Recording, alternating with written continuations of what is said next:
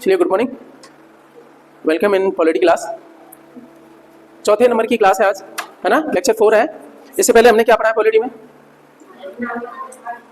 इससे पहली क्लास में नागरिकता पढ़ी थी और भारत राज्यों का संघ वो वाला चैप्टर पढ़ा था, आर्टिकल 1 से लेकर के 4 तक, 4 से लेकर फिर 5 से लेकर के 11 तक नागरिकता हमारा लगभग उसमें बहुत सारी चीजें हो गई थी। अब हम चल रहे हैं, जो पोर्शन उसमें छोड़ दिया था वो 11 तक हमने बात कर दी थी, ठीक है। एक बार रिकैप करके देखें तो क्या था हमारा, यहाँ से हमने शुरू करा था नागरिकता वाला, ये सारी बातें हमने करी थी। फिर उसके बाद में ये सारी चीजें आई थी। देन आफ्टर हमने देखा था कि कौन से वो तरीके हैं जिनसे नागरिकता प्राप्त की जा सकती है और कौन से तरीके हैं जिनसे आपका नागरिकता चली जाती है। तो हमने बोला था इसका निमोनिक बनाया था बर्थडे रानी, बर्थडे हो गया, यहाँ पे तो क्या है, नागरिकता मिल जाएगी। बी से क्या हो जाता है, बाई बर्थ। डी से क्या हो जाता है, डिसेंट। डिसेंट का मतलब आप किसी के वंशज हो, और वो दोनों क्या है आपके, हिंदुस्तानी है, तो कोई समस्या नहीं है, डिसेंसी से भी मिल जाता है। ओके, उसके बाद में आर से क्या होता है आपका, रजिस्ट्रेशन, और एन से आपका नेचुरलाइजेशन। उसके बाद में आई से क्या है, इनकॉर्पोरेशन ऑफ टेरिटरी। कोई क्षेत्र आपने जीत लिया तो वहां के लोग भी तो आपके नागरिक हो गए ना, फिर तुम ये थोड़ा ना कहो पाकिस्तान, मान लीजिए पाकिस्तान जीत लिया आपने, है ना, तो इनकॉर्पोरेशन ऑफ टेरिटरी का मतलब किसी क्षेत्र को आपने अधिग्रहित कर लिया है तो उसके जो लोग वहां पे रह रहे हैं वो भी हिंदुस्तानी हो जाएंगे। तो ये 5 तरीके थे जिन तरीके से आपकी नागरिकता ग्रहण की जाती है। नेक्स्ट हमारे पास में सर टर्मिनेशन वाला, टर्मिनेट कब किया जाएगा, आपको समाप्ति कब कैसे हो जाएगी। तो हमने बोला देखो कौन सी चीज है, मैंने बोला था निमोनिक बताया था डर्ट। डर्ट में DIRT नहीं बोलेंगे, क्या बोलेंगे, DRT, समझने के लिए DRT, 3 ही आपके DR और D। डी से डेप्रीवेशन। डिप्राइव आपको कब कर दिया जाएगा, जब आपने गलत तरीके से, गलत मीन से, साधनों से नागरिकता हासिल करी है और भारत के साथ में बदतमीजी कर रहे हो, उसको संविधान का अनादर कर रहे हो। और फिर क्या, और कैसे वंचित हो जाएगी, तुम भारत के नागरिक हो, सिटीजन हो, और आप चले गए बाहर और 7 साल तक कोई खबर नहीं है तुम्हारे जीने बनने की, तो भी डिप्राइव हो जाएगी। तो ये तरीके थे डिप्रीवेशन के। DR से क्या मतलब, रिनंसिएशन। तुमने मुंह फाड़ के बोल दिया हम ना जाके देश के, और लिखित में दे दिया, मतलब मुंह फाड़ के केवल बोलने से नहीं होता, हम इस देश के नागरिक नहीं रहना चाहते। वो बात अलग है, तुम्हारे चक्कर में तुम्हारे बच्चे भी उस टाइम पे तो भारत के नागरिक नहीं रहेंगे, लेकिन 18 साल के होते होते वो चाहे तो आ सकते हैं, तो उनकी कमी नहीं थी, तुम्हारे पापों का बोझ उन पे नहीं लगना चाहिए ना। तो ऐसा है, भारत ने ऐसी व्यवस्था करी। और तीसरे नंबर पे टी सर, टी का मतलब टर्मिनेशन, बर्खास्त कर देना। कब, जब आप इतने उलायते बन जाओ कि दूसरे देश की नागरिकता ले लो बिना बताए। यहाँ पे अरे बता के तो करोगे तभी नहीं, क्योंकि हमारे देश में कैसी नागरिकता है, एकल नागरिकता। इतनी बात समझ में आ गई। तो ये 3 तरीके हैं जिनसे आपकी नागरिकता समाप्त हो सकती है। इससे आगे चलते हैं। अब दौर है सर कौन सा, ग्लोबलाइजेशन का। तो हमारे बाहर के लोग भी रह रहे होंगे कहीं, हमारे लोग कहीं बाहर भी रह रहे होंगे। किनको NRI बोलते हैं, किनको PIO बोलते हैं, किनको आपका OCI बोलते हैं। ये सारे टर्म हम देखेंगे क्या कैसे चीजें हैं। बहुत बेहतरीन कंसेप्ट है, आनंद आएगा आपको। इसके बाद में लगेगा कोई भी किताब उठा के पढ़ लेना, बेस तैयार हो जाएगा। अब देखो इंडिया क्या चाहती है। आप पहले मान लीजिए कोई अधिकारी होते, बड़े प्रधानमंत्री वगैरह होते, तो क्या चाहते हैं, इनके साथ में बदतमीजी किया जाए कि आसानी करी जाए कि भारत कभी भी घूमने चले आओ, टेंशन मत लो, बस पैसा लाते रहो कमा के, हिंदुस्तान के देते रहो, यही जुगाड़ करेंगे ना। यदि ये कंसेप्ट आपको समझ में आ गया तो सब याद हो जाएगा, रटना नहीं पड़ेगा। तो 3-4 टर्म से आपको मिलाऊंगा, एक तो NRI से, फिर PIO से, पर्सन ऑफ इंडियन ओरिजिन, भारतीय मूल का व्यक्ति, और एक होता है ओवरसीज सिटीजन ऑफ इंडिया, 7 समुद्र पार वाला, है ना, कहते ना। चलो देखते हैं आपका। सबसे पहले हम बात करते हैं special status for foreign resident. Foreign का मतलब विदेशों में रह रहे हैं, उनके लिए आपका स्पेशल स्टेटस क्या है। प्रवासी भारतीय कहें या विदेशी निवासियों के विशेष दर्जे क्या हो सकते हैं, उनके बारे में पहला हमारा टॉपिक क्या है, NRI सर। NRI के बारे में क्या है, पहले तो फुल फॉर्म में पूछी जाती है, नॉन रेजिडेंट इंडियंस। कौन, आपके अनिवासी भारतीय, भारत में रह नहीं रहे हैं। अब प्रश्न ये रहता है अनिवासी भारतीय, ठीक है, कब दर्जा हासिल होगा। मैं चला जाऊं कहीं पे, कहां, नेपाल चला जाऊं, नेपाल का वीजा नहीं लगता है ना। कुछ लोग जो बॉर्डर पे रहते हैं लोटा उठाते हैं, नेपाल भी चले जाते हैं, समझ रहे हो ना। तो इसका मतलब ये नहीं है कि लोटा उठाने गया उतने में NRI हो गया, लोटा उठा के आ रहा है, कौन आ रहा है, NRI आ रहा है, ऐसा हो सकता है। समझ में आ रही है ना, नहीं होगा। अब सुनो, नेपाल दूसरा देश नहीं है क्या, पर वहां नेपाली यहाँ पे काम करते रहते हैं, जितने मोमोज बना रहे हैं, कौन है ये, सब वही है, सब तुम ठूस ठूस के खा रहे हो। अब प्रश्न ये है NRI कब होगा, तुम दूसरे देश चले गए, मान लीजिए अमेरिका घूमने चले गए, ऑस्ट्रेलिया घूमने चले गए, व्हाटएवर इट इज, तो आपको तुरंत ही आते ही NRI बोल दिया जाएगा, ये आ गया NRI, लो भाई, टैग लग जाएगा। नहीं, समय कितना है सर, 182 दिन एंड मोर, इससे ज्यादा होना चाहिए। 182 दिन का मतलब क्या है, राउंड फिगर में लगभग 6 महीने। अरे हाँ, 182 दिन और उससे ज्यादा, कम से कम 182 होने चाहिए, ज्यादा तो कितने हो जाए, 10 साल 20 साल कितने भी हो जाए, भारत में निवास नहीं कर रहा है, इसलिए बोलेंगे नॉन रेजिडेंट इंडियन। बात पहले पड़ गई। अच्छा, क्या ये भारत के संविधान में कहीं पे है? नहीं है। ये केवल ये टर्म कहां से आता है, जो इनकम टैक्स के पर्पज से है, जो 6 महीने से भारत में है नहीं, तुम इनकम टैक्स लगा कैसे सकते हो, इसलिए एक नया शब्द आया था। इंडिया में रेजाइड करने वाले रेजिडेंट, उन पे इनकम टैक्स लगता है, लेकिन 6 महीने से ऊपर निकलेगा बाहर, तो भैया तुमने सारी अर्निंग कहां से हुई है, बाहर से, तो इनकम टैक्स यहाँ कैसे लग जाएगा? वो डिपेंड भी करता है जितनी इनकम यहाँ से हुई है उस पर तो लगेगा। ये मत करना मैं बाहर रह रहा हूँ इनकम यहाँ पे कर रहा हूँ तो हो जाएगा, वो अलग चीज, उस पचड़े में अभी मत पड़ो। तो ये किस लिहाज से करा गया था? उस लिहाज से कि इंडियन है। अच्छा एनआरआई क्या है? क्या भारत के नागरिक हैं? 100% नागरिक हैं, कोई अंतर नहीं है, केवल रहने में अंतर है इनका। और कितना अंतर है? इनकम टैक्स नहीं लगेगा, बस इतनी सी जुगाड़ है, वोट भी ये देंगे, तुम्हारे बैंक में खाते भी खुलवाएंगे आप ही की करेंसी में, इन इंडियन करेंसी। बात पहले पड़ी? ये वोट कई बार पोस्ट कर देते हैं, इन्हीं के लिए जुगाड़ बनाई थी। वोट चाहे कर सकते हैं, ठीक है, कोई अंतर नहीं है एनआरआई में। एनआरआई इंडियन है, पीछे लिखा है ना इंडियंस, तो एनआरआई, बस अंतर क्या है? वो यहां रह नहीं रहा है 6 महीने, 6 महीने से ज्यादा तक। बेटा खबर करते रहना, 7 साल से ऊपर बिना खबर हो गए तो क्या हो जाएंगे? जाना है, डिप्राइव हो जाओगे, वंचित हो जाओगे। ठीक है, चलो भारतीय पासपोर्ट धारण करते हैं। इनके पास में पासपोर्ट क्या होता है? भारत का। सर पासपोर्ट वीजा में अंतर होता है। पासपोर्ट क्या है? सबका वो एक तरह से आई कार्ड है ना। ओके, वीजा क्या होता है? परमिशन होती है। वीजा वो ठप्पा लगता है किसी देश में आने जाने के लिए। बहुत सारे देश वीजा फ्री होते हैं, जैसे हम यहाँ कहाँ जाए, नेपाल जाए तो वीजा लगता है, कोई जरूरत नहीं। जिस पासपोर्ट के लिए बहुत सारे देशों में वीजा फ्री कर रखा है वो पासपोर्ट पावरफुल होता है, जैसे जापान का पासपोर्ट आपके पास में तो वीजा लेने की जरूरत नहीं है, ऑटोमेटिक रूप से आप जा सकते हो। बहुत सारे देशों ने ऐसी फैसिलिटी दे रखी है, उसको कहते हैं वीजा की पावर, उसकी पासपोर्ट की पावर ज्यादा होती है। तो इस मामले में कौन ज्यादा है? कई बार सिंगापुर हो जाता है, कई बार जापान हो जाता है, इस तरीके से है आपका। ठीक है, चलेगा। तो भारतीय पासपोर्ट धारण करते हैं, भारत के नागरिक हैं, इसमें भी कोई समस्या नहीं है। तो अब अगला चलते हैं, सर पीआईओ कौन है आपके? Person of Indian origin. Indian origin का मतलब क्या है?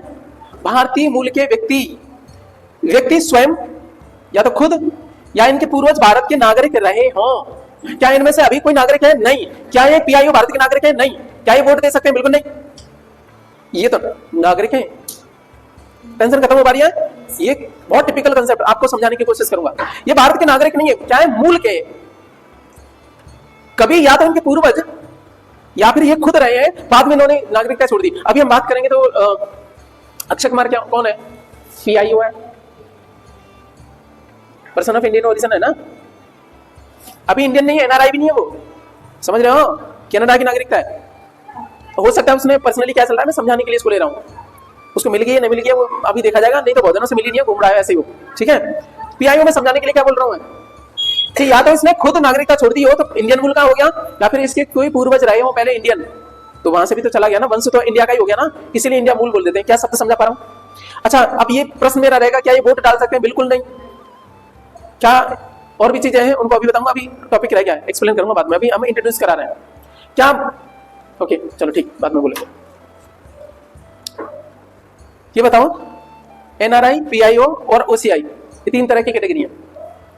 इनके बारे में क्या? पीआईओ के बारे में, पीआईओ के बारे में यह है कि पहले ये था कि ये लगभग 180 दिन तक का वीजा इनको मिलता था, या इनको परमिशन रहती थी बिना उसके।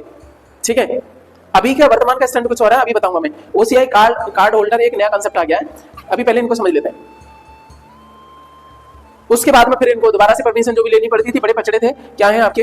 ठीक है, अब मेरा प्रश्न एक और है कि एनआरआई, पीआईओ और ओसीआई क्या किसी भारतीय बैंक में खाता खोल सकते हैं? वो भी भारतीय रुपए में? हाँ, एकदम से खोल सकते हैं, ध्यान रखना, तीनों में कोई अंतर नहीं है। फिर से क्या है आपका? एनआरआई, पीआईओ और ओसीआई, ये भारतीय किसी भारतीय बैंक में। अच्छा, मैंने आपको शुरुआत में क्या बोला था? एक बात का ध्यान रखना है, आप मान लीजिए प्रधानमंत्री हो, क्या सोचोगे? बाहर से पैसा आपके यहाँ पे आए सोचोगे नहीं? जिसको कहते हैं रेम्यूनरेशन, है ना, बाहर से पैसा आएगा नहीं, तो वही है। इसीलिए तुम क्या कहोगे? तुम कहोगे खोल ले खाता, खोल ले, कोई बात नहीं, भेज बाहर से। तो एक पॉइंट ध्यान रखना, तीनों के तीनों ही एनआरआई, पीआईओ और ओसीआई भारतीय खाता, भारतीय किसी भारतीय बैंक में खाता खोल सकते हैं, वो भी इंडियन करेंसी में।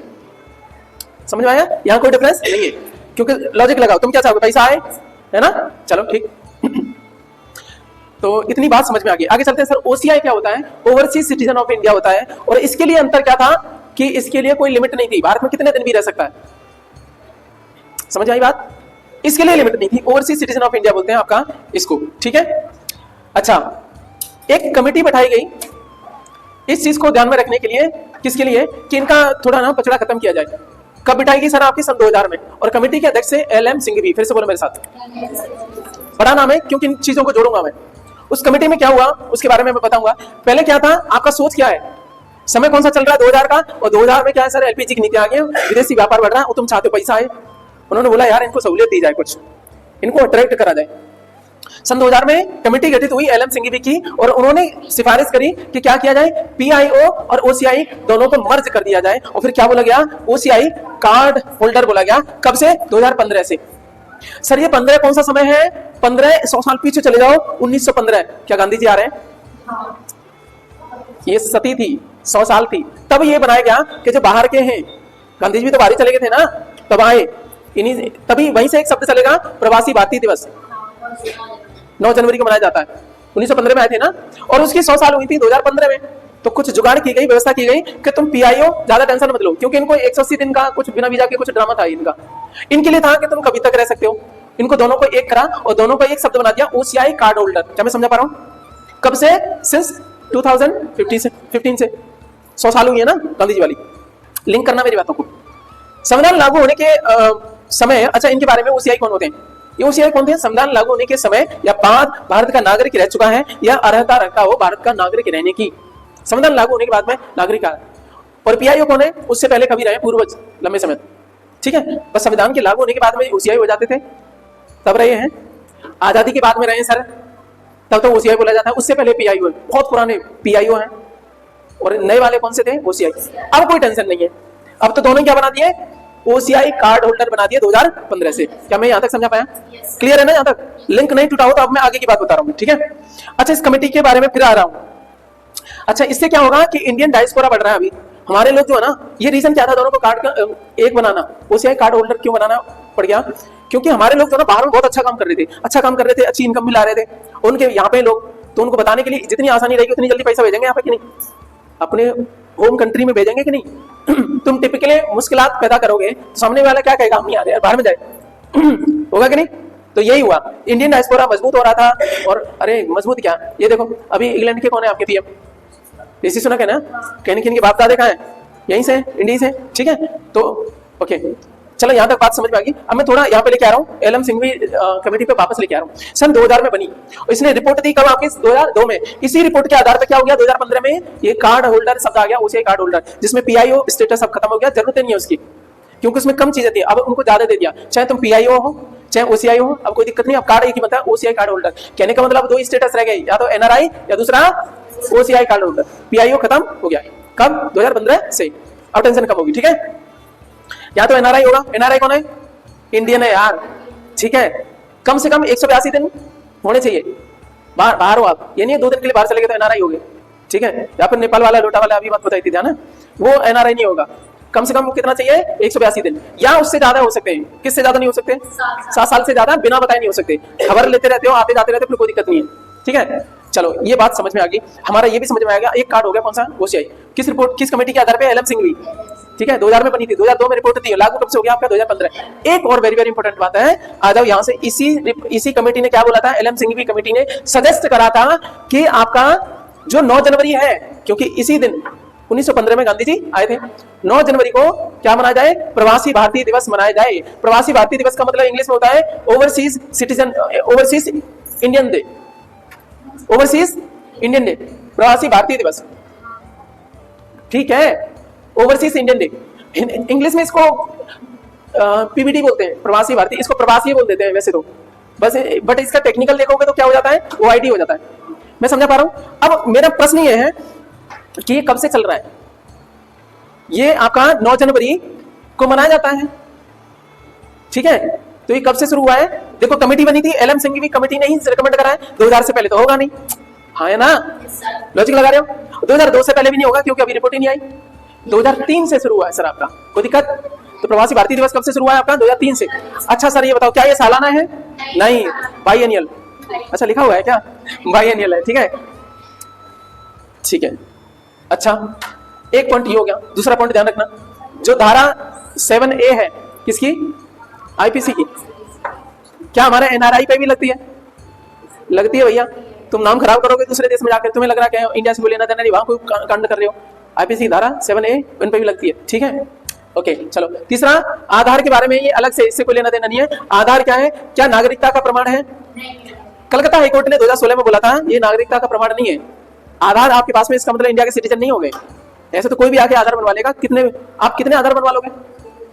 इंडिया के सिटीजन होना नहीं है। हाई कोर्ट ने बोला है कि आधार होना आपके पास में नागरिकता का प्रमाण नहीं है, नागरिकता के लिए प्रॉपर आपका प्रोसीजर चाहिए। क्या मैं बात समझ पाया? इतनी बात समझ में आ गई? तो क्या बोला था? अब ओसीआई के बारे में एक बात है कि ओसीआई क्या कर सकते हैं क्या नहीं कर सकते हैं, ये बताओ। एनआरआई के बारे में तो बात अलग है, इंडियन है तो कुछ भी काम कर सकते हैं जो इंडियन करते हैं, बस इन पे इनकम टैक्स नहीं लगेगा, बस इसलिए लाया भी गया था ये इनकम टैक्स। ये टर्म जो जुड़ा हुआ है ये इनकम टैक्स के पर्पज से बनाया गया था ये।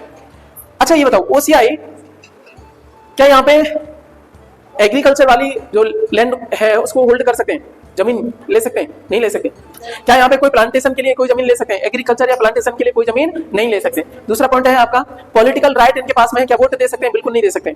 एनआरआई दे सकते हैं? हाँ जी, एनआरआई यार इंडियन नहीं है, खत्म, ठीक है, बट रिजाइड नहीं कर रहे हैं, उन पर इनकम टैक्स नहीं लगेगा, बस इतनी सी बात है। यहाँ पे बात समझा पाया? तो ये जो है ना, यहाँ पे जमीनें नहीं खरीद सकते, किसके लिए? एग्रीकल्चर या प्लांटेशन के पर्पज से, ठीक है। और दूसरी बात, इनको पॉलिटिकल राइट नहीं है। चलो, क्योंकि पता है रीजन क्या था इसके पीछे? क्योंकि जब ये आया था ना 2015 से आपका लागू हुआ था, तभी रिपोर्ट में ही बोला गया था कि इनके पास में इतनी औकात होती है कि पूरे पूरे गांव को खरीद सकते हैं। एनआरआई हमारे जो ये जो ना है हमारे कौन से प्रवासी है ना, ये बहुत तगड़े लेवल के अमीर हैं। हाँ, क्या है, कितने बिलियन डॉलर रहते हैं किसी गांव का, क्या है, इतनी जमीन को कितने में कर देंगे? हमारे यहाँ 3 लाख 4 लाख रुपए बीघे के हिसाब से चलता है। गांव के गांव खरीद लेते, देश बिके जाता, इसलिए इनको मना किया गया। क्या है, आपका जमीनें नहीं खरीद सकते ओसीआई वाले, ठीक है। भारत में रह भी नहीं रहे और भारत ही खरीद डाला लोगों ने, इसीलिए मना ही कर दिया गया। अच्छा, ये क्या है आपका पीआईओ ओसीआई, ये कार्ड किनको नहीं मिलेगा? दोनों पाकिस्तान को नहीं मिलेगा, समझा पाया? या गवर्नमेंट द्वारा घोषित अन्य देश, पहली बात तो क्या है, पाकिस्तान को नहीं मिलेगा यार। पीआईओ कार्ड पाकिस्तान में चला गया है, चला गया भाई, है ना, उसको पीआईओ कार्ड नहीं मिलेगा, नहीं आपका ओसीआई कार्ड मिलेगा। और दोनों का कॉमन कौन सा हो गया? OCI card. अब तो पीआईओ ओसीआई याद ही मत करो, कौन सा है आपका? ओसीआई कार्ड होगा। ये अब बनता ही वही है। किनको नहीं मिलेगा? पाकिस्तान को नहीं मिलेगा। पाकिस्तान में कौन सा आ गया? पूर्वी पाकिस्तान भी आ गया, बांग्लादेश को भी हो गया। या कौन हो सकता है? गवर्नमेंट द्वारा घोषित कोई अन्य देश भी हो सकता है, इसमें जगह भी छोड़ दी, ऐसा जरूरी नहीं है ये दो, और भी चाहे तो सरकार मना कर सकती है। अब अगला पॉइंट है सर, वेरी वेरी इंपॉर्टेंट है, तो क्या पॉइंट है समझो मेरी बात। पॉइंट ये है कि कुछ अधिकार ऐसे हैं, चौथा पॉइंट आपका, तीसरा पॉइंट ये था, उससे पहले हमारे 2 पॉइंट हो चुके हैं, ठीक है। चौथा पॉइंट ये है, केवल नागरिकों को प्राप्त अधिकार। मूल अधिकार कौन से? अभी मूल अधिकार पे हम चलेंगे, उससे पहले हमारा क्या है टॉपिक आपका, ये है सर वो अधिकार कौन से? 15 से लेकर के 30 तक है मूल अधिकारों वाले में। मूल अधिकार हालांकि 12 से 30 है, उनकी बात नहीं कर रहे हैं, जो केवल नागरिकों वाले।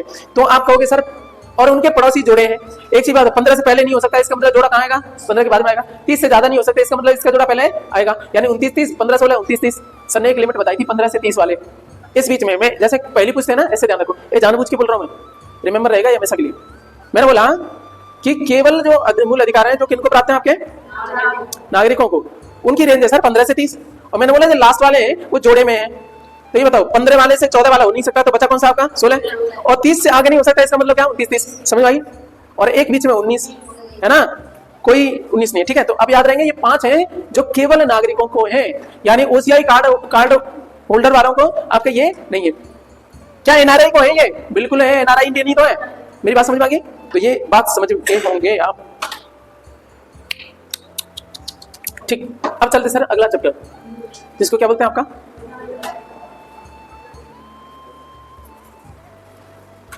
अगला सेगमेंट कौन सा आपका? मूल अधिकार वाला। इसके बारे में यह है कि इसको हटा दिया जाए तो कोई संविधान का आपका लेना देना नहीं है, कोई काम का नहीं है संविधान। और इनके बारे में बोला था, यानी कहने का मतलब भाग 3 के बारे में डॉक्टर अम्बेडकर कहते हैं कि यदि पूरे संविधान में सबसे महत्वपूर्ण जो भाग है तो कौन सा? भाग 3। प्रश्न आएगा डॉक्टर अम्बेडकर के अनुसार कितने भाग हैं बताओ संविधान के?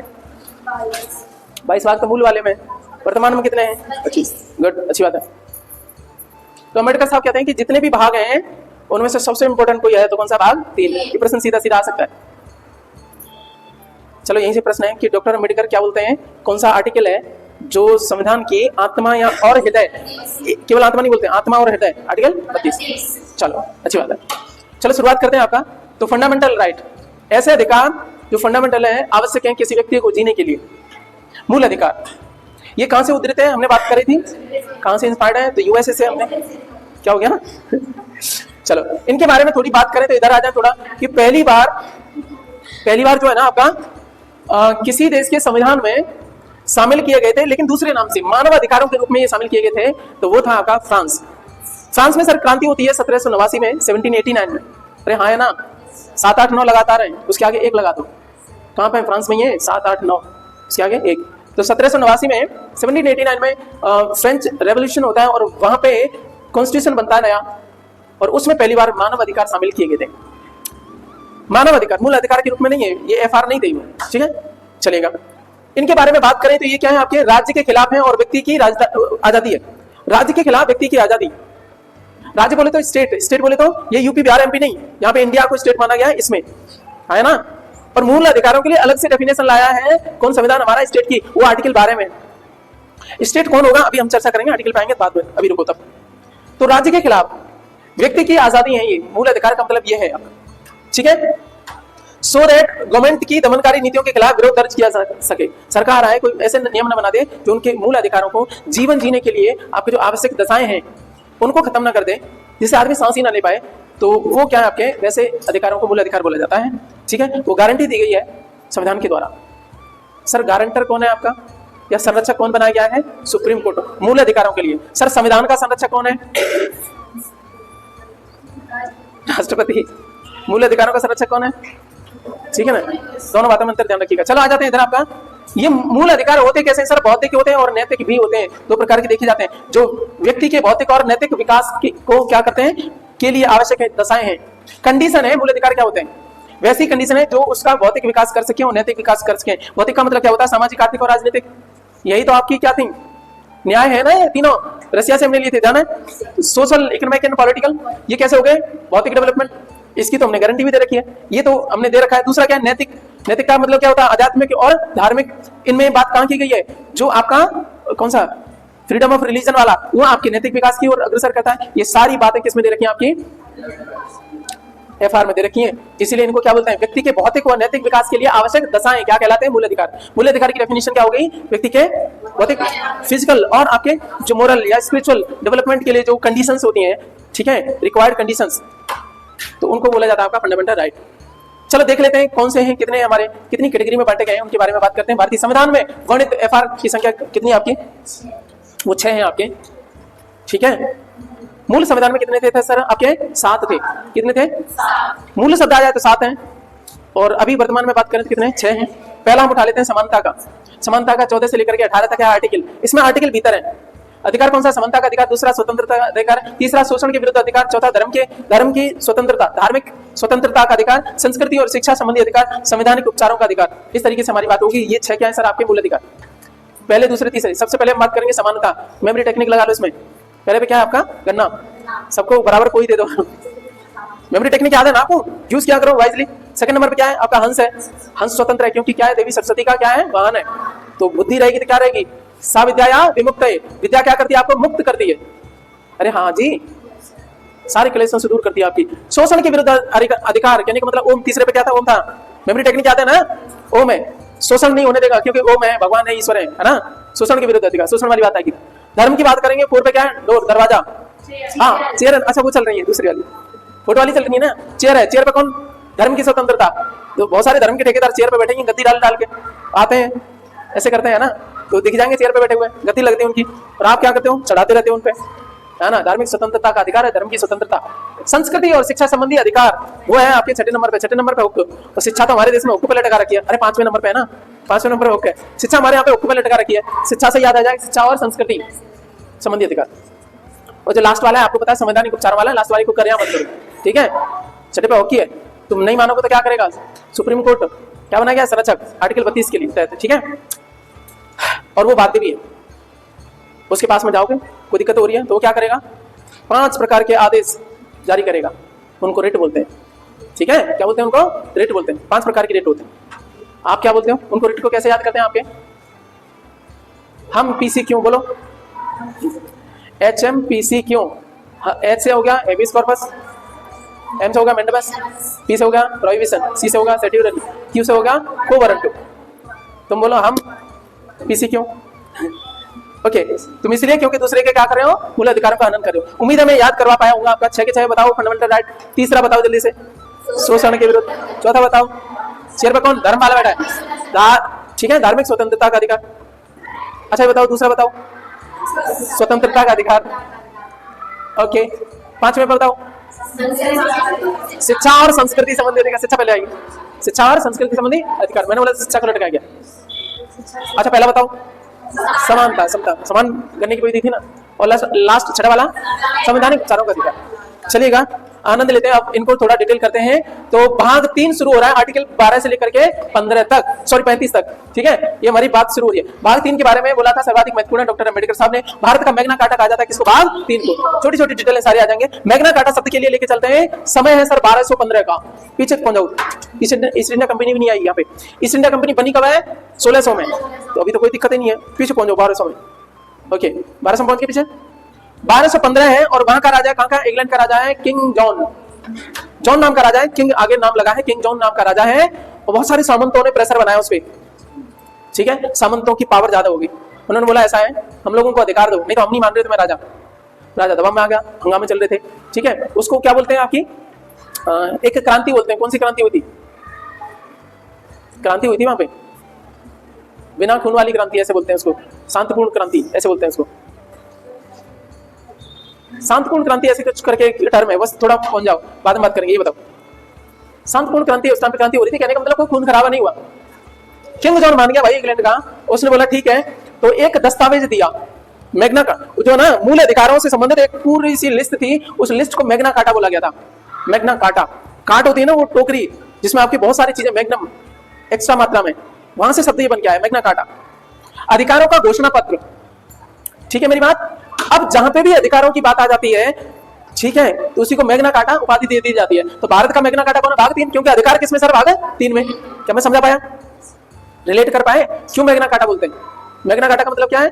अधिकारों का घोषणा पत्र, जो जारी हुआ था 1215 में, किंग जॉन ने करा था। चलो समझ में आ गई। अब चल देते हैं सर, दूसरा पॉइंट करते हैं। भारतीय संविधान में यानी मूल संविधान में कितने थे? कितने एफआर थे? सर फंडामेंटल राइट को मैं एफआर बोलूंगा, कोई दिक्कत? शॉर्ट में बोलेंगे, ज्यादा डिटेल लिखने का मतलब नोट्स भारी हो जाएगी। तो 7 एफआर थे, नाउ कितने? 6 है। बस ये काम खत्म हो गया। आगे चलते हैं सर आपका। लेकिन बाद में अब 6 क्यों हो गए? क्योंकि आर्टिकल 31 के तहत एक दिया गया था संपत्ति का अधिकार। भाई कांड हो गया था ये, कहते हैं ना, ज्यादा भावुक होकर के एक अधिकार तो दे दिया था, लेकिन बाद में पता पड़ा हम एक, हमारे 19 या हमारे 20, तो उन्होंने बोला यार जमीन तो गड़बड़ हो जाएगी आने वाले समय में, क्योंकि मूल अधिकार देने का मतलब क्या? प्रवर्तनीय है, कानूनी है, और सरकार पे क्या है? ठीक है, बाध्यकारी है। अधिकार है तो देना पड़ेगा, भले ही 1 बीघा कहना दो, खेती तो देनी पड़ेगी। तो लोग क्या करेंगे? खेती ज्यादा करने के लिए प्रोडक्शन चालू कर देंगे, तो जनसंख्या कम होगी, ज्यादा होगी, समस्या पैदा होती। और कितनों को दे पाते इस जमीन को, है ना? कितना बांट पाते? तो इसलिए क्या बोला? सबसे पहले कोई आपका ये कटा तो यही कटा। तो 7 अधिकारों से क्या हो गए? आर्टिकल 31 का निरसन हो गया है, निरसित हो गया, वो खत्म हो गया, ठीक है। संपत्ति का अधिकार जो था ना, फंडामेंटल राइट अब नहीं रहा है। लेकिन अब क्या हो गया? लेकिन सुनो, फर्स्ट संविधान संशोधन इसी को लेकर के हुआ था और 9वीं सूची में इसको डाल दिया गया था, ठीक है। आ जाओ। लेकिन ये बात हुई थी पहले वाले की, और 44वें संविधान संशोधन की बात करें 1978 में, कुछ दिनों तक ये पढ़ा रहा है ऐसे ही, लेकिन बाद में इसको, लेकिन संपत्ति का अधिकार तो ऐसा है, कहीं तो जोड़ना था इसको, तो इसको क्या बना दिया? 300 क में जोड़ दिया गया, 300A, आर्टिकल 300 क बना दिया गया। और कौन से भाग में पटक दिया इसको? 12 में। सर ये प्रश्न आता है, जो शुरुआत में संपत्ति का अधिकार था आर्टिकल 31 में था, आर्टिकल 31 को हटा दिया गया, उसकी जगह पे क्या हो गया सर आपका? ये कहां पहुंच गया? ये इसको पहुंचा दिया। 300 आर्टिकल अलग है, 300 का एक नया आर्टिकल बना दिया, 300 का नया आर्टिकल बना दिया। और कौन से भाग में? 12 में, वहां जोड़ दिया गया। किस संविधान संशोधन अधिनियम से? 44वें वाले में। मेरी बात समझ में आ गई? ये सारी बातें पता पड़ गई होंगी। और ये कैसा अब अधिकार बन गया है? अब संपत्ति का अधिकार नहीं, अब कैसा बन गया है? विधिक या कानूनी अधिकार, जिससे आपकी जमीन को कोई जोत ना ले, छीन ना ले। अब जाते हो ना कोर्ट में, मेरी जमीन छीन ली है, वो कैसे, किसके तहत? इसी के तहत तो पावर मिलती है। उम्मीद है आप समझ गए होंगे। सर मूल अधिकारों की कुछ विशेषताएं बात कर लेते हैं, हालांकि आपके एग्जाम के पॉइंट ऑफ व्यू से इंपोर्टेंट नहीं है। बड़ी परीक्षा में जो पीसीएस आईएएस होती है उनमें आपके इस तरीके से पूछा जाता है, और ये पॉइंट ऐसे लिखने होते हैं। तो मूल अधिकारों की विशेषता क्या है? जस्टिसेबल, जस्टिसेबल है, कहने का मतलब न्यायोचित प्रकृति के, जस्टिस किया जा सकता है। यदि इनका हनन हो रहा है, वायलेट किए जा रहे हैं, तो can go to the judiciary, आप न्यायालय जा सकते हैं। न्यायोचित का मतलब क्या है? इनका कोई हनन नहीं कर सकता, और कोई ऐसा कर रहा है तो आप कोर्ट जा सकते हो। सुप्रीम कोर्ट द्वारा गारंटी व सुरक्षा दी गई है इनकी। कौन गारंटर है इसका? Supreme court. गारंटी और सुरक्षा किसने दी? सुप्रीम कोर्ट ने। वेरी वेरी इंपॉर्टेंट है। मूल अधिकारों को लेकर के पावर किसके पास में ज्यादा है? सुप्रीम कोर्ट के पास में। गारंटर भी है, सुरक्षा भी दी गई है। राज्य के खिलाफ प्राप्त अधिकार है ये। राज्य के खिलाफ प्राप्त अधिकार कौन से हैं? Fundamental right. रीजनेबल रिस्ट्रिक्शंस इन पे लगे गए हैं, कैन बी सीमित। लेकिन ऐसा नहीं है क्या आपके पास में मूल अधिकार है तो कुछ भी करोगे। तुम कहोगे मेरे को तो स्वतंत्रता का अधिकार है, तुम कहोगे मैं तो रैप्ट मारूंगा, मेरे पे स्वतंत्रता मिली हुई है, ठीक है। तो यहाँ एक शब्द आता है युक्ति निर्बंधन, रीजनेबल रिस्ट्रिक्शंस। आपके अधिकार वहां खत्म होते हैं जहां दूसरे की नाक शुरू होती है। नाक से मतलब क्या होता है? हद। आपका वहां खत्म हो जाएगा जहां तुम्हारे अधिकार दूसरे के वायलेट कर रहे होंगे, है ना? तुम्हारी स्वतंत्रता लेकिन दूसरे की स्वतंत्रता तो भंग हो रही है वो रैप्टे के चक्कर में, समझ रहे हो? तो ये बात समझना। इन पे क्या है, ऐसा नहीं है कि एकदम से आपके स्वच्छंद नहीं हो, स्वतंत्र हो आप। स्वच्छंद का मतलब क्या होता है? खुद का चंद, अपना कथन जो चाहे वो करें। स्वतंत्रता और स्वच्छंदता में अंतर है, मन की तरंगों के हिसाब से नहीं हो सकती। वेवाड़ स्वच्छंद, ये अच्छा वेवाड़ स्वच्छंद ये बता दिया था। अच्छा, क्या ये स्थायी है? बिल्कुल नहीं। संसद इनको क्या कर सकती है? 368 के अंतर्गत इनको घटा या बढ़ा सकती है। क्या बाद में बढ़े? बिल्कुल बढ़े सर। आर्टिकल 21A एजुकेशन वाला है ना, वो समझ रहे हो? बढ़ा दिया ना, घटा सकती है, लेकिन कौन से नहीं, कितने नहीं, ध्यान रखना। वो क्या कहते हैं उसको, बेसिक स्ट्रक्चर के खिलाफ ना हो, सुप्रीम कोर्ट नहीं बोला है। बढ़ाने में कोई टेंशन नहीं किसी को, घटाने में दिक्कत हो जाती है। इनको निलंबित किया जा सकता है, होते हैं राष्ट्रीय आपातकाल के दौरान होते हैं। सर यहाँ पे एक चीज लेके चलते हैं, लेकिन अपवाद क्या है सर आपके? 20 और 21 ये नहीं हो सकते सर। ये कब से हुआ है? ये हुआ है आपके 44 से, 1978 में ये कंसेप्ट आया था। 20 और 21 आप राष्ट्रीय आपात में 352 से भी नहीं ला सकते, खत्म कर सकते इनको, क्योंकि ठीक है, ये इन दोनों के मामले में, क्योंकि इन्हीं से पीड़ित हुए थे ज्यादा लोग। 21 वाला प्राण एवं दैहिकता का अधिकार, ये कर दोगे तो भाई साहब गुलाम हो गया ना फिर से कंट्री। ये हुआ भी था इमरजेंसी टाइम पे 75 से 78 के बीच में। 20 में क्या है? दो सिद्धि के विरुद्ध संरक्षण, ठीक है। जब तक दो सिद्धि नहीं हो तब तक आपको जो ना उस तरीके से नहीं किया जा सकता। ये है समस्त सारे सस्पेंड किए जा सकते हैं, बट अपवाद क्या है? ये है सर, इनमें देख सकते हैं आपके आर्टिकल 312 352, ये क्या है? राष्ट्रीय आपातकाल। अब मेरा प्रश्न ये है कि इनको छोड़ करके बाकी आर्टिकल आपके क्या हो जाते हैं? आपके सस्पेंड किए जा सकते हैं, ध्यान रखना। लेकिन आर्टिकल 19 जो है ना, वो होता है किससे? 358 से। इसको खत्म करने की पावर है 358। राष्ट्रीय आपात में भी कई बार आपका 19 खत्म नहीं होगा, कब नहीं होगा अभी मैं बताऊंगा, ठीक है। और 359 के तहत अदर होंगे, ये थोड़ा टेक्निकल है, ध्यान रखना। बाकी जो बच गए सर, ये तो बचा ही, ये तो कभी भी नहीं खत्म होंगे, चाहे तुम 358 लगाओ चाहे 359 लगाओ। मेरी बात समझ में आ रही है ना? ये तो कभी भी खत्म नहीं होंगे। कौन? 20 और 21, चाहे तुम 358 से पावर लो चाहे 359 ले लो।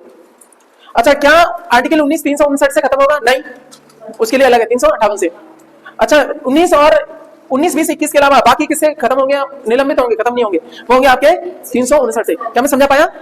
ठीक है, चलो ये समझ में आ गया तो आगे चलते हैं। सर आपको थोड़ी बात मूड फ्रेश करने के लिए यह है कि जो मूल अधिकार का कंसेप्ट आया था हमारे यहाँ पे कहां से आया है?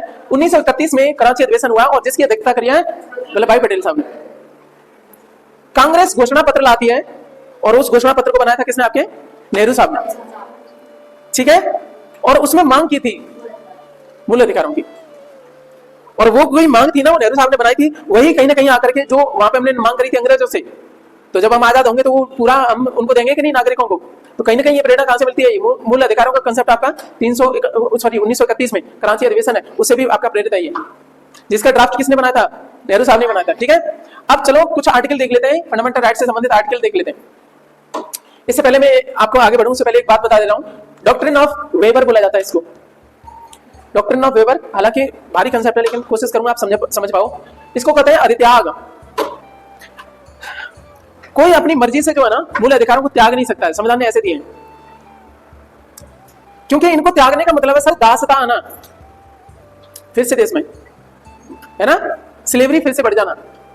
तुम धींग रहा हो, सामने वाला क्या कहेगा कि कोई बात नहीं सरकार, टेंशन मत लो, हमने अपने अधिकार त्याग दिए, हम कोर्ट में नहीं जाएंगे, हम लिखित में कह रहे हैं। ऐसा हो भी सकता था।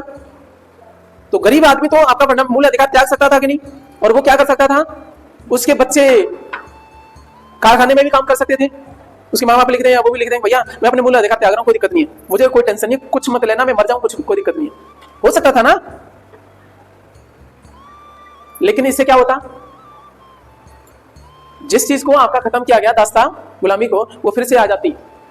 इसलिए क्या बोला? डॉक्ट्रिन ऑफ वेबर, अधित्याग बोलते हैं। आप अपनी मर्जी से मूल अधिकारों का त्याग नहीं कर सकते, ये त्याग योग्य है ही नहीं, आपको मिले तो मिले, कोई ऐसा नहीं कर सकता। यदि किसी बच्चे को 14 साल से छोटे बच्चे को कारखाने में करवाओगे तो अवैध माना जाएगा, तो माना जाएगा, तुम कितने भी अमीर सही। समझ में आ रही है ना बात? पैसे के आगे परिस्थितियों में आपके व्यक्ति आपका झुक जाता है।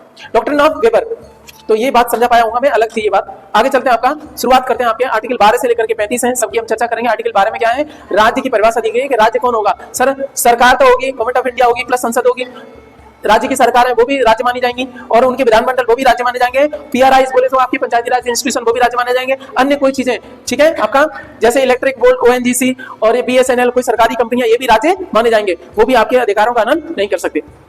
समझ में आई बात है? राज्य का मतलब यहाँ इसके लिए पूरे संविधान में अलग राज्य है, लेकिन मूल अधिकारों के लिए राज्य की परिभाषा इन्होंने खुद अलग बना के दी है। राज्य का मतलब क्या है? कोई भी व्यक्ति नहीं, ठीक है। चलो आगे चलते हैं। 13 वाला आर्टिकल 13 क्या है?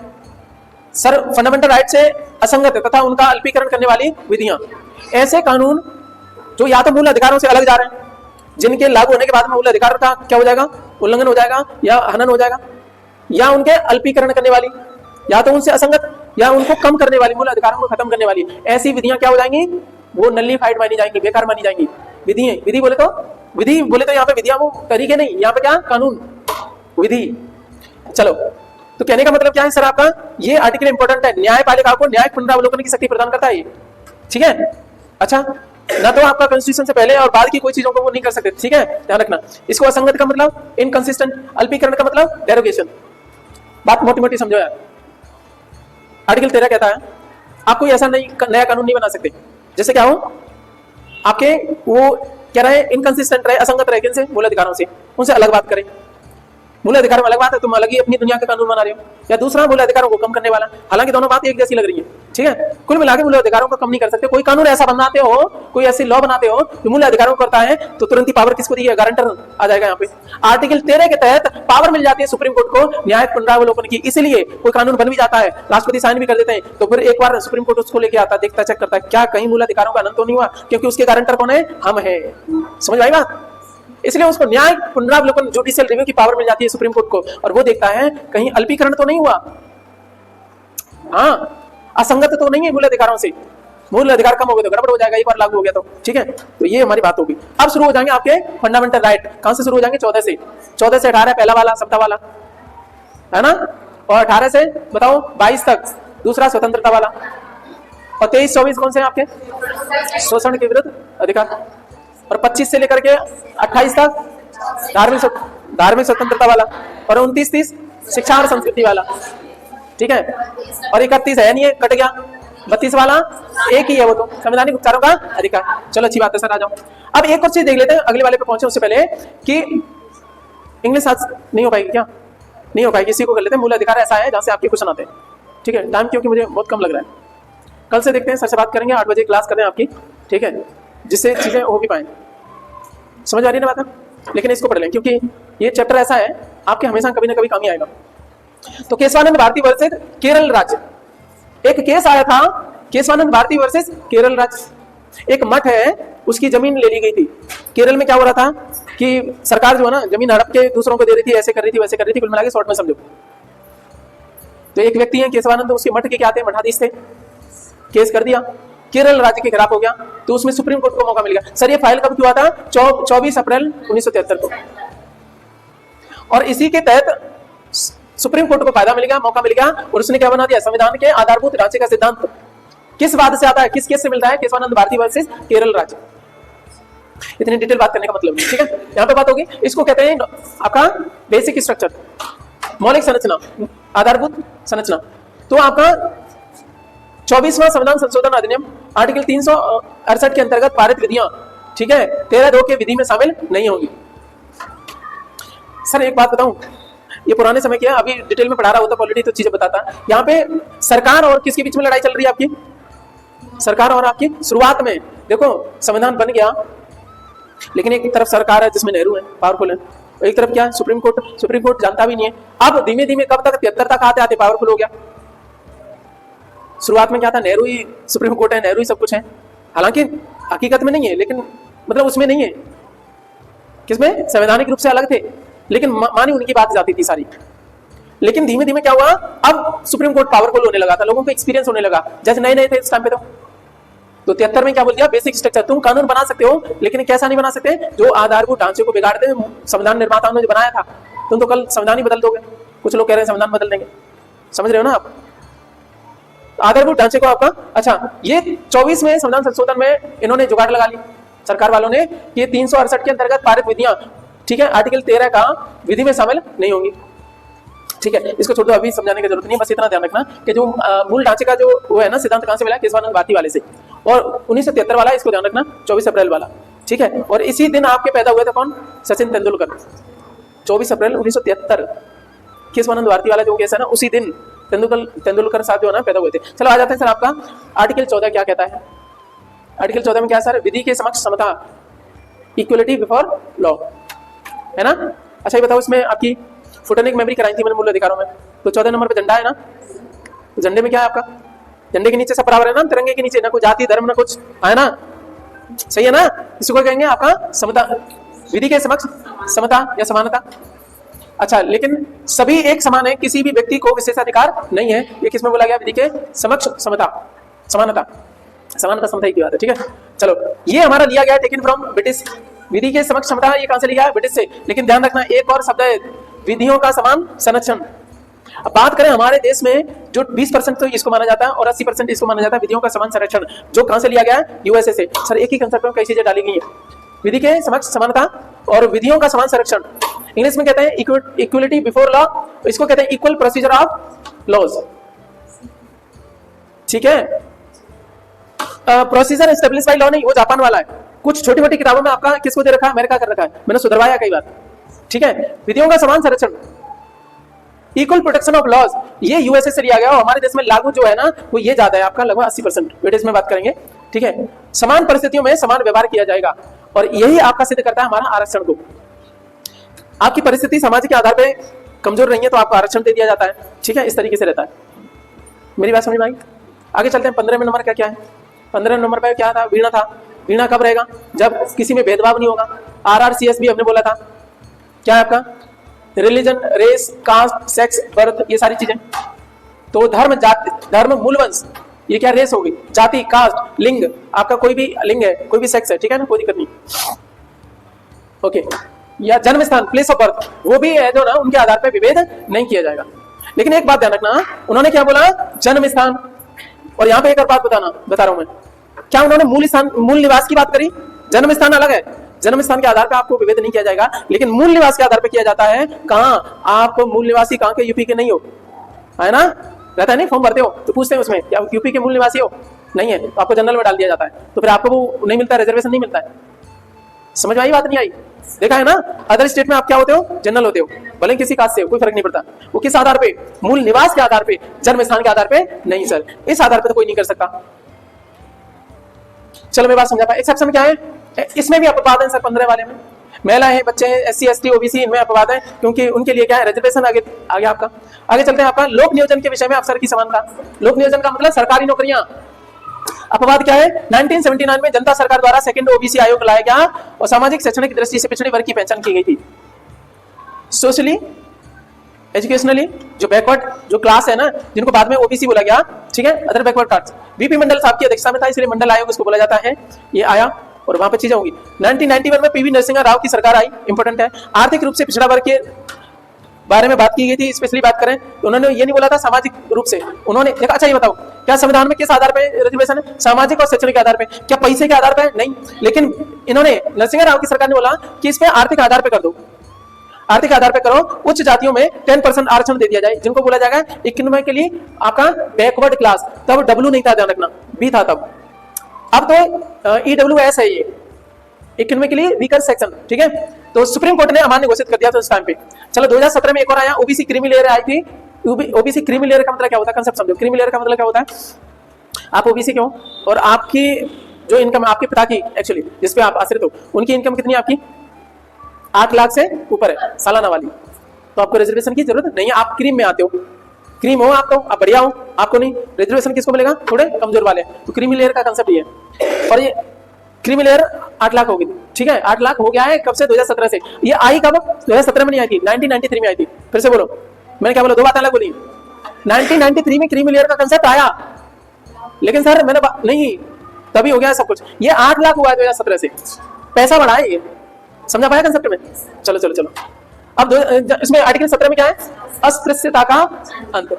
इसको पढ़ के बताओ, अस्पृश्यता, छुआछूत होता है ना, अनटचेबिलिटी का अंत कौन सा करता है, आर्टिकल 17 करता है। 17 पे क्या था आपका, सैंडविच था ना। और सैंडविच कौन बना रहा है, कोई पता है? ज्यादातर ये वो जो होते हैं ठेले वाले, तुम में से तो कोई ठेला लगा नहीं पाएगा, लगा के दिखा दो, जो कहेगा मैं बेची है ठेला, इसका मतलब समझ रहे हो ना, गुरु खूब मोमोज ठूसते हो। कहने का मतलब अब कोई लेना देना नहीं, कौन क्या बना रहा है सब अंत हो गया, ये अंत करने की बात की गई थी, ये भी मूल अधिकार बनाया गया, अस्पृश्यता का अंत हो, ठीक है। ऐसा आर्टिकल 17 प्लस आर्टिकल 35 मिलाकर संसद को इसके लिए दंड विधि निर्माण करे, ऐसा बोला गया, ठीक है। आर्टिकल 17 भी बोलता है और 35 भी बोलता है, लास्ट वाला। अच्छा, इसके लिए कोई एक्ट आया SC/ST अत्याचार एक्ट आया 1989 में, इसको लेकर के। सर अगला वाला है सर, अगले वाले में डमरू था, तो उपाधियों का अंत, शर्त यह थी राष्ट्रपति की सहमति पर उपाधि ले सकते हैं, जैसे हमारे मोदी साहब घूम रहे हैं कहाँ, इस देश चले गए, वहां से टुनटुना ले आए, फलाना है ना, वो उपाधि मिल गई, ये उपाधि मिल गई, सामने वाले खुश हो जाते हैं, 2-4 करोड़ दे जाते हैं, इनका यही हाल है। आत्ममुग्ध हमारा राजा हो गया यार, ठीक है। वी आर सिटीजन, कह सकते हैं, क्रिटिसाइज कर सकते हैं, कोई दिक्कत नहीं। उधर गए क्या, कुछ दिन पहले की बात है, मैं लाइव देख रहा था, भूटान गए, 10,000 पता नहीं कितने हजार करोड़ दिया है, भाई जॉब दे दो, जॉब निकलनी दी अपने देश के नागरिकों के लिए, वहां राजा साहब दान दे के आ रहे हैं, तुम्हारे घर का है पैसा। चलो सर, उपाधियों का अंत, चल ठीक। हाँ, प्रश्न ये था कि इनको नई नई उपाधि दी जाती है, तो क्या है, भूटान का सर्वोच्च उनको जो ना नागरिक सम्मान दे दिया, भाई साहब राजा खुद उपाधि दे दी हमें, वो पैसा दिया है, तो क्या ऐसी उपाधियां ले सकते हैं, कौन सहमत हो, किन की सहमति से, राष्ट्रपति, और इन्हें कौन रोकेगा, समझ आ रही है ना, बुझ रहे हो। चलो अच्छा सुनो सर, भारत रत्न जो है ना वो पुरस्कार है, और ये इनमें नहीं आता, ध्यान रखना, ये मिल सकता है, ठीक है सर। कौन सी उपाधि नष्ट हो गई है, महाराजा फलाने, ये सारी चीजें आपकी खत्म होगी। सर चलते हैं आपके आर्टिकल 19, आनंद आने वाला है इस वाले आर्टिकल में, ध्यान रखना, इसको खत्म किया जा सकता है, खत्म करने की पावर आपातकाल के दौरान किस आर्टिकल से पावर मिलती है राष्ट्रपति को, 358, वेरी गुड। राष्ट्रीय आपात कब है सर बताओ, 352, 3 बोले तो 3, 52 माने पंडित, 3 पंडित जी मिल गए तो क्या हो जाएगा राष्ट्रीय आपात, याद करने के लिए कोई नाराज मत होना, ऑफेंड मत होना, ठीक है पंडित जी, ठीक है। तो वाक एवं अभिव्यक्ति की स्वतंत्रता है सर आपकी 19 नंबर पे, 19 नंबर पे स्टूल था ना, बैठ करके तुम क्या बोल सकते हो कुछ भी, है ना, ठीक है। इससे पहले जाए तो हमारे पास में क्या है सर, डमरू बजा के उपाधियों का अंत कर रहे हैं। 17 नंबर पे अस्पृश्यता का अंत, 16 नंबर पे क्या है, हाथी नियोजन वाला है, ठीक है ना, ओके। सरकारी नियोजन में जो है ना समानता वाली बात करेंगे, अधिकार है, ठीक है। उसके बाद में 16 हो गया, 16 से पहले 15 नंबर पे RRCS भी ध्यान रखना, है ना, religion, race, caste, sex, birth, इनके आधार पे आप विभेद नहीं कर सकते, ठीक है, ओके। 14 नंबर पे इक्वलिटी बिफोर लॉ, हिंदी में बोलेंगे विधि के समक्ष समानता, ऐसा ही है ना, ओके। सो इट इज, मेरे को डबल करना पड़ता है पहले इंग्लिश वाला, फिर उसके बाद में ट्रांसलेट करना पड़ता है हिंदी में, ठीक है। चलो 19 हो गया सर, अब 19 में चलते हैं सर। 19 में कितनी स्वतंत्रता है ये डिटेल में पूछा गया है कई बार, इसलिए आपको डिटेल थोड़ा दे देते हैं। तो कितनी आपकी, लगभग 6 समानताएं हैं, स्वतंत्रताएं आपकी इसमें। ये पुरानी क्लासेस में नहीं था, पता है, बहुत सारी चीजें पुरानी क्लासेस में नहीं है। ये भी नहीं है प्रवासी भारतीय दिवस कब से शुरू हुआ, वो भी नहीं है। शराब 2003 वाला मैं आज लिखा है, हद करते हो मुझे नहीं पता, आपको पता है कर रहे मुंह फाड़ के है। चलो तो 6 है स्वतंत्रता है जो 19 देता है, वाक और किसकी, अभिव्यक्ति की स्वतंत्रता, वाक और अभिव्यक्ति की स्वतंत्रता 6 है, उनमें से क्या है चलो देखते हैं आपके। आर्टिकल 19A में बात करेंगे सर, आपको टेक्निकली सिद्ध करूंगा, किताबों में आपका क्लियर नहीं होगा। आर्टिकल 19 में क्या कहता है, वाक एवं अभिव्यक्ति की स्वतंत्रता। आर्टिकल 19(1) में ये 6 के 6 हैं। सर ये क्या बोल रहे हो, पैरा 1 में क्या है आपके 6 के 6 जो है ना 1 में ही है। आर्टिकल 19 क्या आपका क्लॉज 1, उनमें क्लॉज 1 का A, क्लॉज 1 का 2, B, C ऐसे करके है। ए में क्या है सर, भाषण और अभिव्यक्ति की स्वतंत्रता, शांतिपूर्ण तथा हथियार रहित सम्मेलन। और सी में क्या है सर आपका, संघ बनाना, संगम, संघ या सहकारी समिति बनाने का अधिकार। और डी में क्या है सर, भारत के राज्य क्षेत्र में अबाध संचरण, घूमने फिरने की आजादी, मूवमेंट वाली। फिर उसके बाद में भारत के किसी भाग में निवास करने या बस जाने का अधिकार। उसके बाद में ये है आपका कोई वृत्ति, बोले तो कोई बिजनेस कर सकते, उपजीविका या व्यवसाय या व्यापार करने का अधिकार। ये बातें समझ में आ रही है। अब इनके कीवर्ड उठाओ, कहीं कीवर्ड दिख रहे हैं आपको, थोड़े थोड़े हाईलाइट दिख रहे होंगे। भाषण और अभिव्यक्ति ए में है, और दूसरे में ध्यान रखना किसका, सम्मेलन वाला, और तीसरे में संघ ध्यान रखना, चौथे में आपका संचरण ध्यान रखना, चौथे में आपका निवास ध्यान रखना, 5 ये इसमें, अरे 5वां हो गया ना, 5वें में निवास, और छठे में क्या आपका कोई व्यवसाय या वृत्ति ध्यान रखना। बताओ मेरे को फिर से, आर्टिकल 19 फर्स्ट के ए में बताओ। भाषण अभिव्यक्ति, पहले भाषण अभिव्यक्ति दोगे, तो दूसरे नंबर पे क्या आपका, बी में आपका सम्मेलन है ना, कीवर्ड क्या सम्मेलन, शांतिपूर्ण और हथियार रहित। हथियार लेके आओगे तो सरकार क्या करेगी, वहीं कूट देगी तुम्हें। शांतिपूर्ण होना चाहिए, इसका अधिकार दिया है संविधान में। तो ये अधिकारी स्वतंत्रता है ना, ये आपका राइट है सम्मेलन करने का।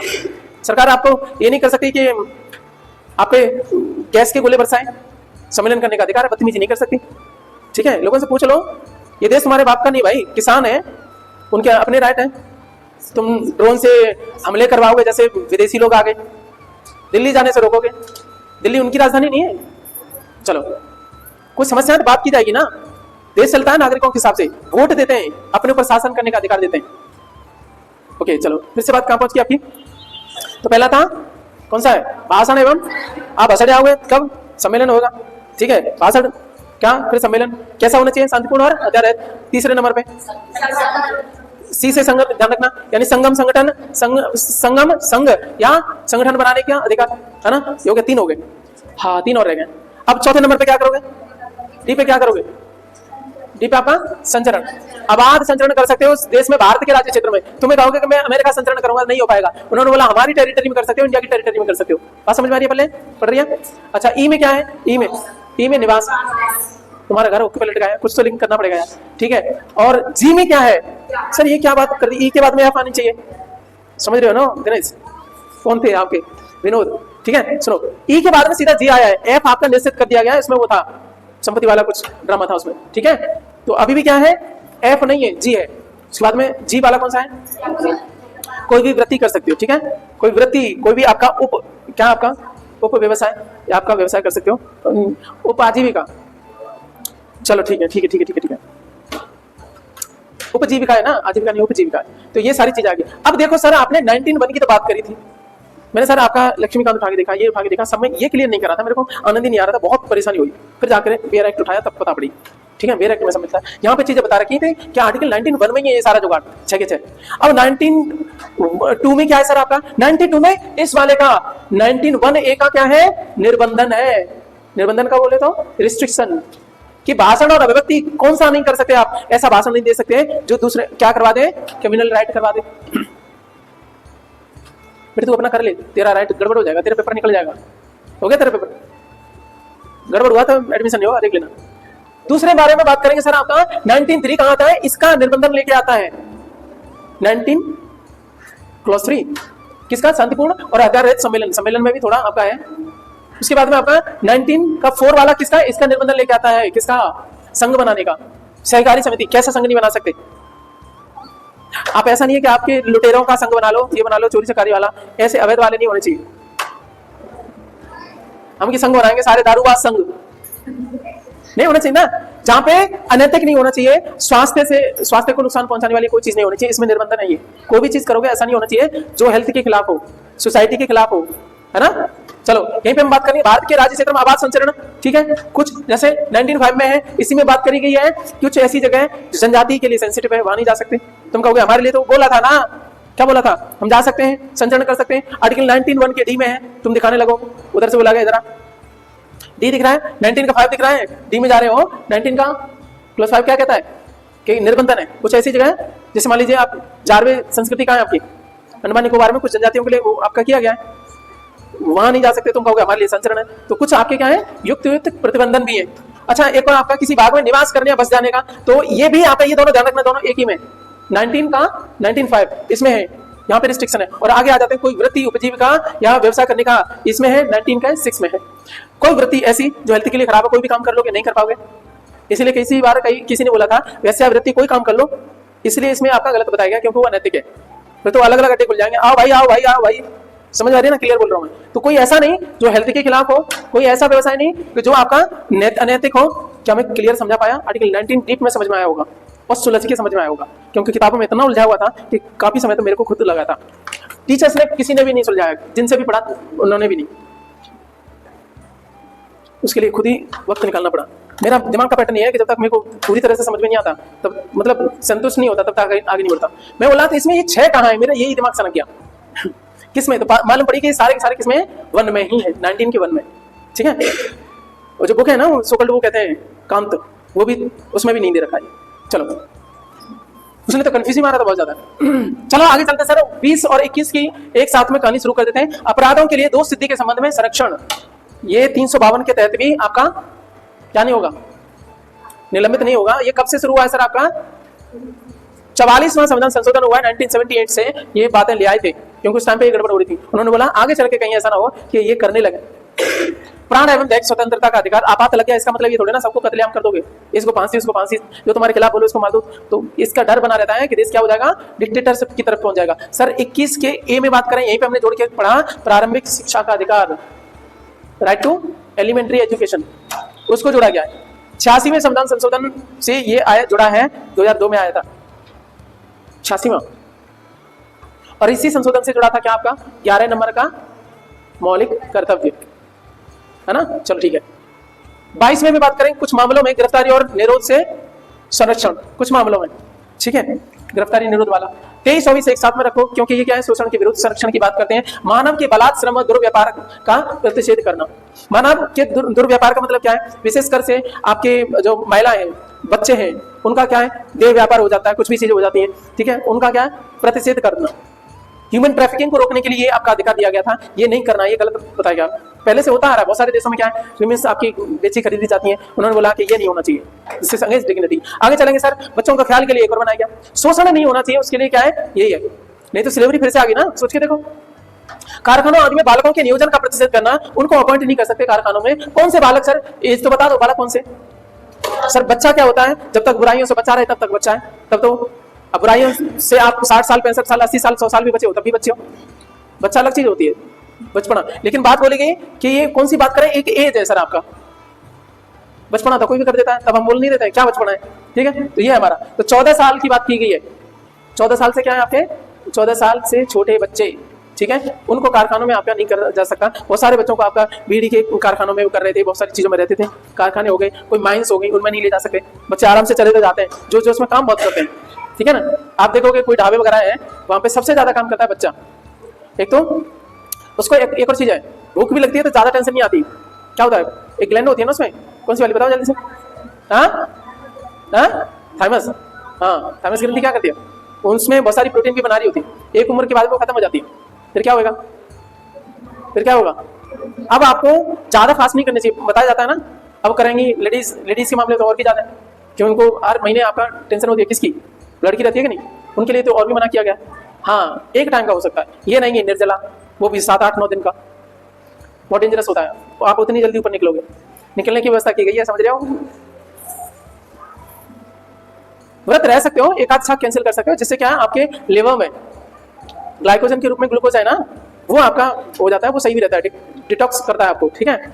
लेकिन बहुत ज्यादा आपका वो रहना, क्योंकि अब आपकी बॉडी प्रोटीन नहीं बना पाएगी, क्योंकि अब ग्लैंड नहीं है वो।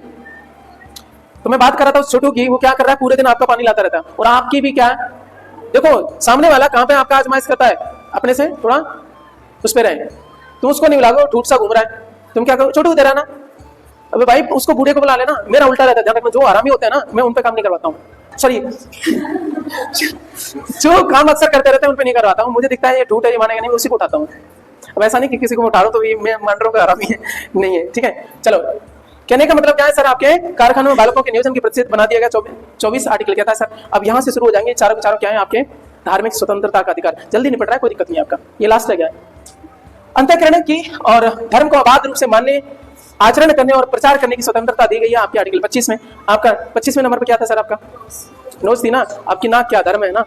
चलो 26वें नंबर पे क्या निब है, पेन से क्या करोगे, प्रबंधन करोगे, धार्मिक कार्यों के प्रबंधन की स्वतंत्रता, मैनेजमेंट कर पाओगे। 27 नोट है, नोट क्या है आपका, किसी विशेष धर्म को आपका संपोषित करने वाले करों के संदाय, कर टैक्स क्या है, नोट है ना, यहाँ से ध्यान रखना, करों के संदाय के बारे में स्वतंत्रता धर्म को। 28 में क्या, कुछ शिक्षा संस्थाओं में धार्मिक शिक्षा या धार्मिक उपासना में उपस्थित होने के बारे में स्वतंत्रता, शिक्षा संस्थाओं में उपस्थित होने की बात करेंगे, ठीक है। आपको होना है नहीं होना, ये भी स्वतंत्रता है, जरूरी नहीं आप वहाँ हो, ठीक है। तो ये है आपके धार्मिक स्वतंत्रता के अधिकार 25 से लेकर के 28 वाला। 29 और 30 में क्या है, अल्पसंख्यकों को लेकर के है, अल्पसंख्यक वर्गों के हितों का संरक्षण की बात की गई है। क्या है आपका, शिक्षा और संस्कृति संबंधी अधिकार, यही है ना, ओके। तो अल्पसंख्यक हितों का संरक्षण करता है 29 वाला, चुटकी बजा करके ध्यान है, निप था ना इसमें। 30 पे क्या था, मड में क्या, कीचड़, शिक्षा संस्थाओं की स्थापना करना, कीचड़ से स्थापना कर रहे हैं, एवं प्रशासन करने का अल्पसंख्यक वर्गों का अधिकार। अल्पसंख्यक है, कीचड़ से बना रहे हैं क्योंकि कम, अरे ऐसा कुछ नहीं है, हमारी स्टोरी की जरूरत है उसको, ठीक है। और हमारा 31 है नहीं है, लास्ट में आ गया 32 वाला, ठीक है। 32 से पहले हम बात करेंगे, जाओ कहाँ पे, 14 हो गया, 15 हो गया, 15 पे क्या है आपका RS CSB, 16 पे क्या है नियोजन वाला, 17 पे क्या आपका स्पर्शता वाला, 18 पे क्या उपाधियों वाला, 19 पे क्या है वाक अभिव्यक्ति वाला है, 20 पे क्या आपका दो स्थिति वाला है, और 21 पे प्राणदायक है, 22 पे क्या है कुछ विशेष मामलों में अरेस्ट होने से वाला, ठीक है ना। क्या आपका गिरफ्तारी के विरुद्ध है ना सर। गिरफ्तारी अब यहीं पे यूपीएससी की होती है, तो मैं अलग बात करता है, दो तरह की होती है, प्रिवेंटिव है ना होती है, एक प्यूनिटिव होती है। प्रिवेंटिव का मतलब आपको पता है कोई डकैत होते हैं ना, आपके इलाके में कोई डकैत एक बार तो हो गया, जैसे कोई मसला बड़ा होगा तुरंत पहले उनको बंद कर दिया जाता है, इसको क्या बोला जाता है प्रिवेंटिव। प्रिवेंटिव मेजर और दूसरा होता है प्यूनिटिव। प्यूनिटिव का मतलब पनिशमेंट से बनाया आपका, कोई कांड कर दिया तो दंड बाद में रहता है। प्रिवेंटिव वाला ज्यादा डेंजरस है, उनकी जो है टाइम बढ़ाया जा सकता है, 3 महीने तक गिरफ्त किया जा सकता है, फिर एक आयोग बैठेगा उसमें हाई कोर्ट वगैरह के जजेस वगैरह बैठेंगे, वो उसको और टाइम बढ़ा सकते हैं। ये डिटेल है बाद बाकी बड़ी परीक्षाओं के लिए, आप छोड़ो। किसकी बात करें गिरफ्तारी वाली। गिरफ्तार कैसे हो सकती है, कैसे है नहीं है, क्या है। आप डकैत तो पहले से ही आपकी इज्जत खराब होगी तो आपको कभी भी उठाया जा सकता है। कहीं बड़ी चोरी हो जाती है तो जो पुराने डकैत रहते हैं उनको सबसे पहले बुलाया जाता है, इधर आओ। 2-4 बार तो खूब मार भी पड़ जाती है, तो बता तेरे जुगाड़ में होगा कहीं। पुलिस को कुछ नहीं मिलता है तो हिस्ट्री सीटर को उठा लेते हैं। सर ये फायदेमंद नहीं होता बिल्कुल भी, ऐसी ऐसी जगह मारते हैं। सर कहाँ पहुंच गए आपके 21 पे क्या था वहाँ? अरे उसमें क्या था, नल था ना, नल है ना। 22 पे क्या है नान, तो गिरफ्तारी नान खाने से नहीं हो जाएगी। 21 पे नल पानी है तो यार ऐसे नहीं है। 23 पे क्या नीम, कड़वी सच्चाई हमारे देश में क्या है आपका आज भी हो जा रहा है, आपका बलात्कार करवा रहे हैं, जबरदस्ती करवाते हैं, ठीक है ओके। अच्छा 24 पे क्या है नीर पानी, पानी छोटू लेके आता है, नीर से पानी ध्यान रखना छोटू बोले तो आपका कारखानों आदि में बालकों के नियोजन नहीं कर सकते, ठीक है ओके। 25 पे क्या है नोच ना धर्म वाला है। 26 पे क्या है उनके प्रबंधन का। 27 पे क्या है आपका ओए करों को समझा उसको बढ़ाने के लिए। और 28 पे क्या आपका उपस्थित होने का अधिकार है, या धार्मिक कोई शिक्षा संस्थान में जो सभा हो रही है, पढ़ा फलाना हो रहा है, दिमाग हो रहा है, केवल कीवर्ड याद रखना, ठीक है। बाकी एग्जाम में तुम्हें तो टिक करना है ना सर, पढ़ा हमने डिटेल में, बाद में क्या है बस उतना ध्यान रखना। अब 29 पे आगे चुटकी बजा के क्या करें, अल्पसंख्यकों का क्या अधिकारों का संरक्षण करे। 30 पे क्या है वो शिक्षा संस्थान अल्पसंख्यक खोल सकते हैं, कुल मिला के बात है, ठीक है सर। आगे 31 है नहीं, 31 संपत्ति का था वो गायब हो गया, ठीक है खत्म हो गया। वो कहाँ पहुंच गया आपका 300 कम में पहुंच गया। आ जाते हैं सर 32 वाले पे, वेरी वेरी इंपॉर्टेंट, सुनो आ जाओ। अम्बेडकर साहब को लाएंगे, लास्ट स्लाइड है, टेंशन मत लो। भाग 3 द्वारा प्रदत्त अधिकारों को प्रवर्तित करने का अधिकार। सर परिवर्तित नहीं है, प्रवर्तित बोले तो लागू करने के लिए, इन्फोर्स करने के लिए। भाग 3 द्वारा प्रदत्त दिए गए अधिकारों को लागू करने के लिए उपचार। ये तो कोई हनन कर रहा है तो जा सकते हो इसका यूज करके, कहां कोर्ट के पास में, सुप्रीम कोर्ट के पास में। आपके मूल अधिकारों का हनन हो रहा है तो आप जा सकते हो सुप्रीम कोर्ट के पास में आर्टिकल 32 का यूज करके। आप हाई कोर्ट में जा सकते हो आर्टिकल 226 का यूज करके, ठीक है। एफआर के उल्लंघन होने पर संरक्षण दिया गया है 2 जगह, लेकिन 226 में बाध्य नहीं है हाई कोर्ट, लेकिन 32 में बाध्य है, क्योंकि 32 अपने आप में क्या है मूल अधिकार। और मूल देखो कमाल की बात, एक तो 4 प्लस ऊपर से उसी में डाला, भाग 3 में ही रखा। और भाग 3 कैसा है, सरकार पे क्या है कंपलसरी है, मानना पड़ेगा, ठीक है, इसका हनन नहीं कर सकती। तो 32 के तहत जा सकते हैं। डॉक्टर अंबेडकर साहब क्या बोलते हैं इसके बारे में। डॉक्टर अंबेडकर कहते हैं कि संविधान की आत्मा और हृदय है आर्टिकल 32, ये पूछा जाता है ना, इसलिए बोला जाता है। और सच बात भी यही है, क्योंकि हो सकता है तानाशाह आ जाए फिर गड़बड़ कर जाए। इतनी बात हो गई सर, आप पहुंच गए, अब क्या कोर्ट क्या करेगा, कोर्ट को पावर है। कोर्ट कौन सा आपका हाई कोर्ट भी हो सकता है, आपका सुप्रीम कोर्ट भी हो सकता है। तो वो रिट जारी करेगा, तो आर्टिकल 32(2) में है, ये आपके आर्टिकल 32(2) में है रिट। और रिट कितने प्रकार की सर, 5 प्रकार की है। 5 प्रकार की में पहली है आपकी हेबियस कॉर्पस, कॉर्पस माने टू हैव बॉडी, ऐसे करके रहता है। बंदी प्रत्यक्षीकरण, किसी को बंदी बना लिया तो उसको प्रत्यक्ष करो, क्या कैसे करके डिटेलिंग आगे है। आगे सर मेंटेनेंस परमादेश, कब आदेश देंगे, कोई आदमी काम नहीं कर रहा है तो उसको, ठीक है सरकारी पद पे काम नहीं कर रहा है उसको आदेश दे सकता है, कौन आपका। इसीलिए देखोगे ये मेंटेनेंस वाली रिट जारी करता है कोई अधिकारी काम ही नहीं कर रहा है, ठुल्लू टाइप का, ठीक है। जैसे डीएम वगैरह उनके ऑफिस में भी ये जाता है ना, क्या आदेश जाते हैं, कौन से जुडिशियल ऑर्डर है ये, कुल मिला के रिट क्या है, न्यायादेश कहा जाता है इनको, न्याय के आदेश, कोर्ट की तरफ से आदेश आते हैं, तुम काम नहीं कर रहे, ये इतनी हालत खराब हो जाती है, पसीने छूट जाते हैं, भले डीएम क्यों ना हो, भाई इनसे पंगा नहीं लेना, ठीक है।